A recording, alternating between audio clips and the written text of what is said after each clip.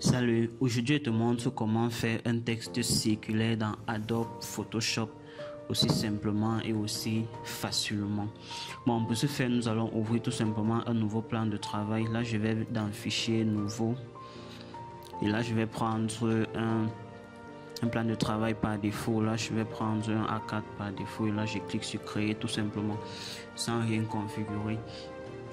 Déjà, pour ceux qui ont l'habitude de faire, par exemple, si j'écris par exemple ce texte et là par exemple pour le déformer, pour ceux qui ont l'habitude de venir sur de sélectionner l'outil texte, venir sur les options de déformation, plutôt à ce niveau là, moi je ne vous conseille pas. Là, vous n'aurez pas des textes parfaitement circulaires. Si c'est cette méthode que vous utilisez pour faire vos textes circulaires, vous voyez qu'au fur et à mesure que vous déformez, les lettres se déforment d'une façon bizarre, pas vraiment commode. Et là, c'est pas beau à voir. Que vous prenez même de l'arc inférieur, ça se déforme bizarrement. Bon, là, vous pouvez juste utiliser ces déformations pour créer des styles de texte que vous voulez, des designs de texte peut-être pour faire autre chose avec. Mais lorsque vous voulez faire des textes circulaires, je vous déconseille cette méthode. Les textes circulaires comme les textes pour faire les cachets, je vous déconseille vivement d'utiliser les déformations de texte. Bon, pour ce faire, je vais supprimer ce texte là. Je sélectionne tout simplement l'outil ellipse. Là, je dessine un cercle. Je maintiens Shift pour que ce soit un cercle parfait. Une fois que c'est fait, maintenant je sélectionne mon outil texte. Et là, vous voyez que mon outil texte, comme je l'ai sélectionné, a la forme d'un carré. Mais lorsque je me rapproche sur mon cercle, là vous voyez, ça change de forme, ça prend la forme d'une courbe. Et lorsque je suis à l'intérieur du cercle, ça prend la forme circulaire. Bon, j'explique tout cela.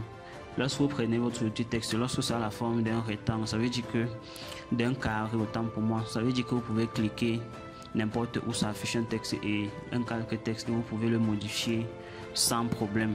Mais lorsque vous le sélectionnez, vous venez plutôt à l'intérieur d'une forme.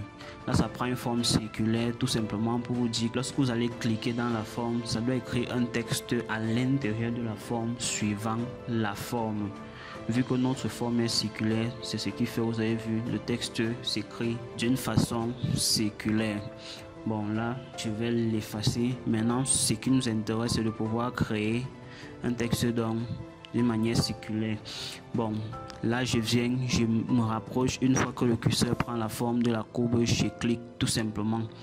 Et là, vu que j'avais déjà copié mon texte dont je voulais écrire, je vais tout simplement taper CTRL-V pour le coller. Là, mon texte se colle directement. Bon, maintenant, une fois que mon texte a été saisi, maintenant, pour pouvoir le déplacer, le positionner là, et je sélectionne tout simplement cet outil de sélection directe.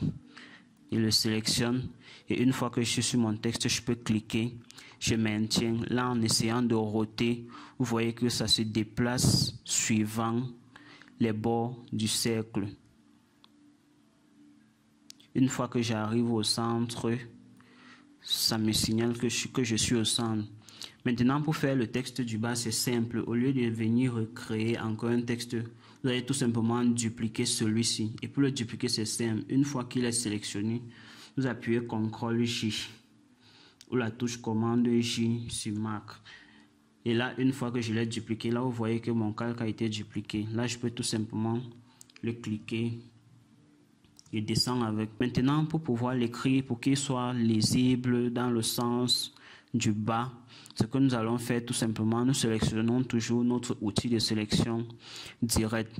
Et là, si vous remarquez bien, lorsque je me rapproche du texte, le curseur change, ça prend deux flèches, une flèche à gauche, une flèche à droite.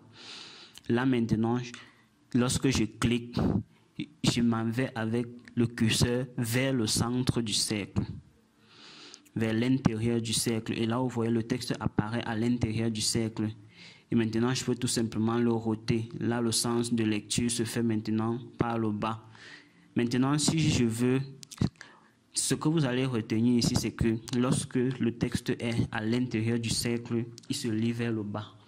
Le sens de lecture, c'est vers le bas. Maintenant, lorsqu'il est à l'extérieur, le sens de lecture, c'est vers le haut. Donc, une fois que vous avez fait déjà votre texte, vous venez tout simplement à sélectionner l'outil de sélection directe. Quand vous venez sur le texte, tout simplement, donc quand les deux flèches là apparaissent, soit vous cliquez, vous sortez du cercle pour pouvoir mettre le texte en haut comme ceci, soit vous venez à l'intérieur du cercle avec le curseur pour mettre le texte plutôt vers le bas. Et là, vous avez votre sens de lecture. Et là, vous pouvez tout simplement double-cliquer sur votre texte et le modifier tout simplement. Là, je vais faire un texte circulaire dans Photoshop. Et là, maintenant, une fois que j'ai mes deux textes circulaires, bon, là, je peux venir pour utiliser ailleurs, tout comme je peux utiliser toujours sur mon fond noir. Ça dépend de mon utilisation. L'objectif, c'était de vous montrer comment pouvoir faire ce texte circulaire là. Et maintenant, si vous constatez, si on augmente, si je viens dans les caractères, que j'augmente la taille, là vous allez voir, ça s'agrandit toujours suivant le cercle étant aligné sur mon cercle. Et c'est pareil pour celui-ci. Si tu souhaites également savoir comment pouvoir faire un texte circulaire dans Adobe Illustrator, tu n'as qu'à cliquer tout simplement dans le lien dans la description pour regarder la vidéo. Et si ce tutoriel t'a plu, si tu n'es pas encore abonné, n'oublie pas de t'abonner, de mettre un like pour encourager et surtout laisse ton pays en commentaire depuis lequel tu regardes cette vidéo, parce que cette chaîne, je partage avec toi tout ce qui est tuto, astuces en infographie, montage vidéo et intelligence artificielle. À la prochaine.